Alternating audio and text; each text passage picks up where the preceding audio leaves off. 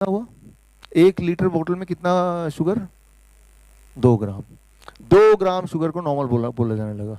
इससे क्योंकि ये देखा गया कि पूरी दुनिया में जिनके 2 ग्राम से ज्यादा शुगर रहता है पर litre, they are the one those who are more sick.